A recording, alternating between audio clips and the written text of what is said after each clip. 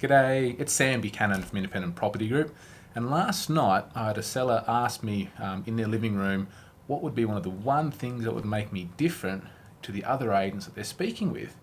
And it's not very often that I hear that from a client, but they're very switched on and they realise that not every agent is the same. And so I didn't have to hesitate. I said the one thing that makes me different is my ability to negotiate. And I believe that sets me apart from many agents out there.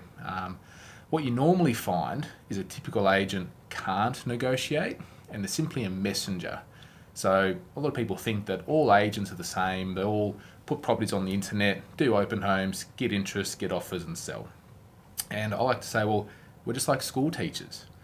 Every school teacher, writes a curriculum, teaches kids, marks exams, and that's it. But what happens is when you've got a really good teacher versus an average one, the kids' learnings improve, they're more engaged or they've got more empathy or whatever it might be, and that's what makes some schools better than others, but all the teachers get paid the same. So agents are no different. And what I like to say to people is, if you were to buy a car, you would test drive before you bought.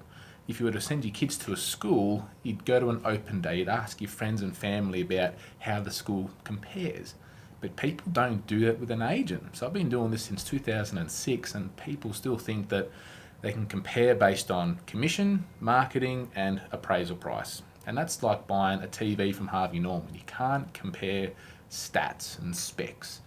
So one of the things I love to say to people is take me for a test drive, do a quick role play, I'll be the agent and you be the buyer for your own home and see what I do.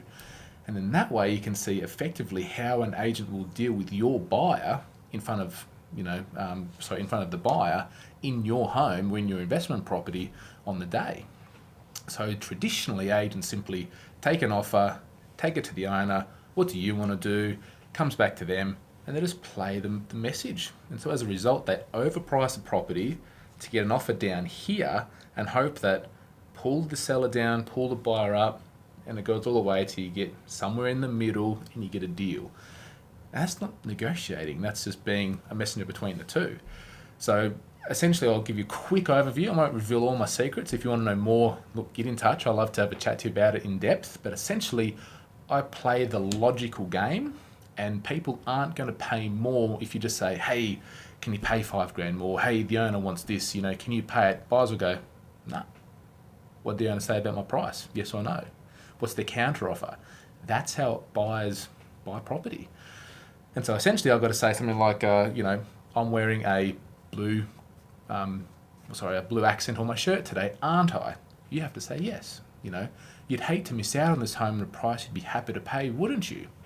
They're logical questions and statements. So when people come and say, oh, the home down the road, it's sold for X and, I think this one needs a bit of work. I need to repair this, replace that.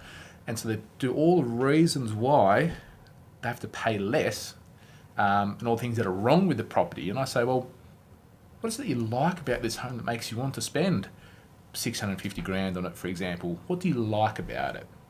So all of a sudden buyers will list all the things that they love, which is more than the things that they don't. And you say, well, if this home is offering all of these things more than the other property, it has to be worth more too, doesn't it? So that's just a very quick little snippet of how you've got to be quick thinking on your feet. And it's like a game of chess. I'm always practicing. So just like an elite sports person or a tennis player who,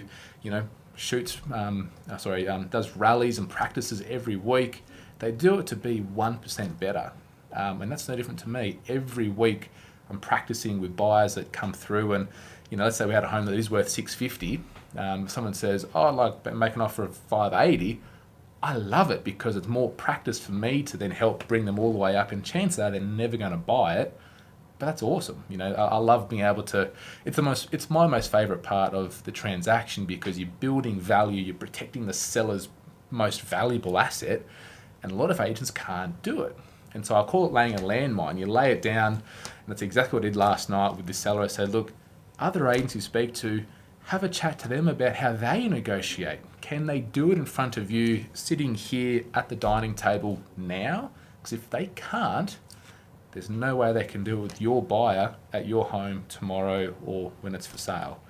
So look, I hope you enjoyed this quick video about the value of negotiating, and it's the one thing that I think sets me apart from your typical agents out there. So give it a like, give it a comment, but if you know anybody else that could benefit from this quick little video, give it a share to them too. Thank you for watching. Enjoy your day. Cheers.